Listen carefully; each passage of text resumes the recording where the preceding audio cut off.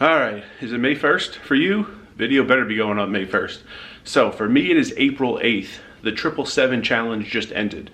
That was not a coincidence that I started the 777 challenge on April 1st. I wanted all those hours to be in the month of April. Here's the thing, one of my goals at the beginning of the year was to break my single month volume record since starting the channel. Started the channel, first video got published March 16th, 2022. First full calendar month was April 2022. I think August 2023 was my high volume month since, 214 hours and some minutes. So April is really the best opportunity for me to do that this year, break that record. I didn't leave New York in January till like the 20th.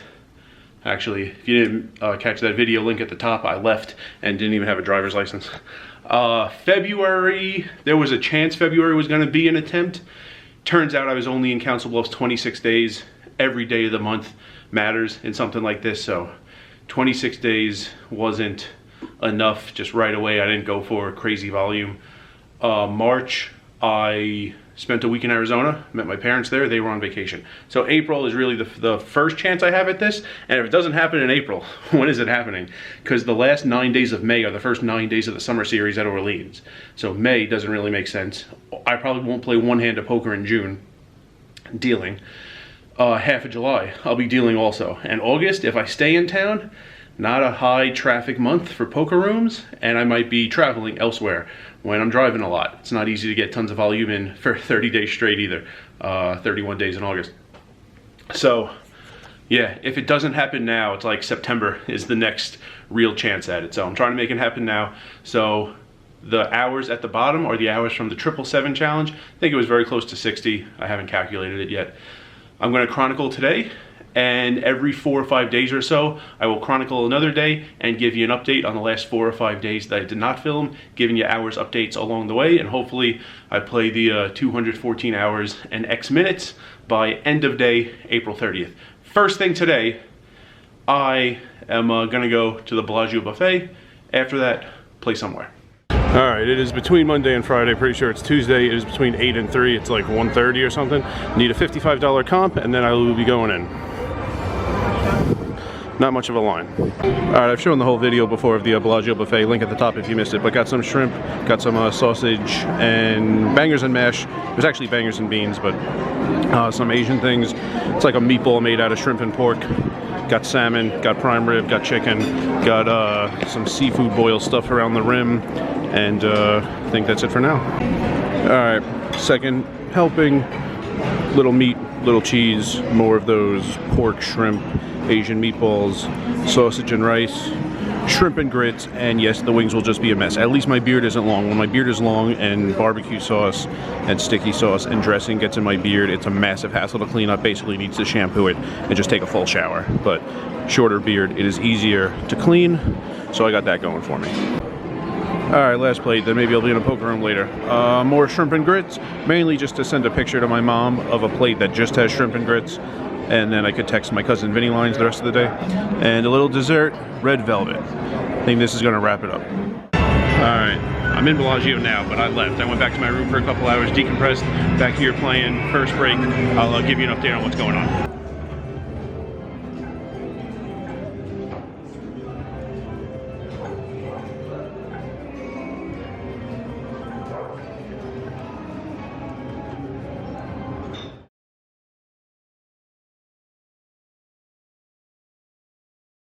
Just seeing who was paying attention. Let's do that one more time.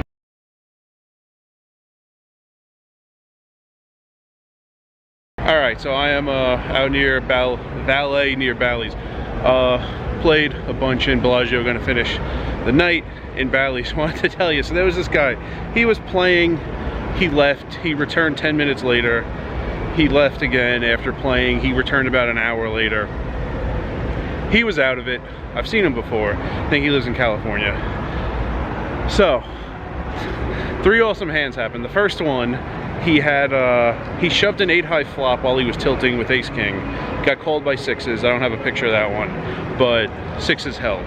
He berates the guy. I mean, he's like, I don't know, not really looking up and like not really mad, just like drunk and annoying. So the 3 seats like playing along for a long time, but this goes on for like 5-10 minutes. How could you make that call? That was a terrible call. At one point he said it was a top 5 worst call he's ever seen in his life when the guy called the all-in on the flop with pocket sixes, which by the way, he had a straight draw. It was 8-5-6, so he thought he was ahead. If he's not, he has outs to improve. Definitely not top 5 worst call I've ever seen in my life. Maybe that guy started playing like 16 minutes ago. Then he plays this hand. I got this picture. He called all in with second pair or third pair, no draw. The other guy had top 2, so he only had 2 outs going to the river. He did not connect. Interesting, a small aside to this. On the river, he had 4 to a straight. So one player at the table thought he rivered a straight, and he said something like, before the dealer quite mucked his cards, said like, he doesn't have a straight. And the dealer brings the cards over right in front of the guy who said that and says, I mean, he doesn't have a straight. I mean, I've only been doing this for 30 years. It's fascinating, absolutely fascinating how Bellagio attracts people to deal who have awful, awful customer service skills. There were so many ways to just tell seat 1 that the losing player in the all-in did not have a straight without mentioning that you've been doing this for 30 years, which is not the brag he thinks it is. You've been doing this for 30 years, your customer service should be a lot better. Anyway, that guy loses a hand. He's like really tilting now. He reloads again, and then he plays this hand. Let's go to this side. He plays this hand. He raised the flop to 90, got 2 callers, and then shoved the turn. It was a queen high flop. He shoves the turn 230 into about 325, and the guy in the 4 seat just wasn't folding. I mean, I feel like most of the table got to that point. If you had a pair against this guy, you were just not folding under any circumstance. He took a stand with 10s on the river. Seat 4 did not need to show first, but he did, showed the 10s. Other guy never called, other guy never showed, and then started berating him. And it was good. The best one though was that first one when he got called by the pocket sixes, because this goes on for 5-10 minutes. He's like telling the guy how bad he is and stuff like that. And then at one point, the main guy here says like, I mean, I don't care, you know, no big deal, I don't care. And seat 3 says, oh, you definitely care. We wouldn't be having this discussion for this long if you didn't care. And then at one point he goes, yeah, I don't care, you know, I said nice hand, that's all I said. The guy says, no you didn't, you said it was the worst call you've ever seen in your life. And then seat 5 corrected him. He said, no, I said it was a top 5 worst call I've ever seen, not the worst, top 5. That really helped your cause. So good time there. Once that guy left, the table kind of died. Actually, my first table wasn't great. I transferred to that table, which was great. And then it was good for a while.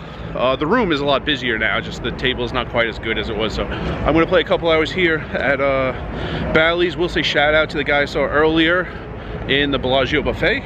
Shout out to the musician, the touring musician I met yesterday. And shout out to Eric, who I met playing in there.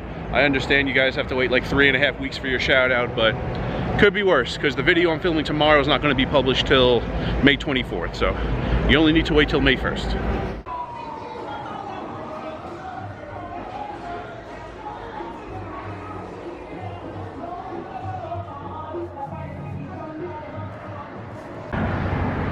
Alright, putting a wrap on today.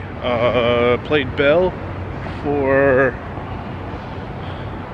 such a rebel, crossing when it says don't walk, but it's safe at 2:30 a.m. Played Bell 5 hours 32 minutes. Played Bally's for exactly 3 hours. Yeah, give you a little graphic at the end. So I don't know the number yet. I'm walking back to my room. I'd have to get back there to know the number exactly, but I'm going to tell you the volume after 8 days of April are done, going for like 214 and change by April 30th. So that's gonna wrap it up. Pretty sure, oh, let's throw up this picture. Aces versus aces all in pre, and aces with the club won. 4 clubs ran out. Don't see that a ton, but it happens. So the aces that lost are in the muck, but you see the aces that are face up, and that's about it.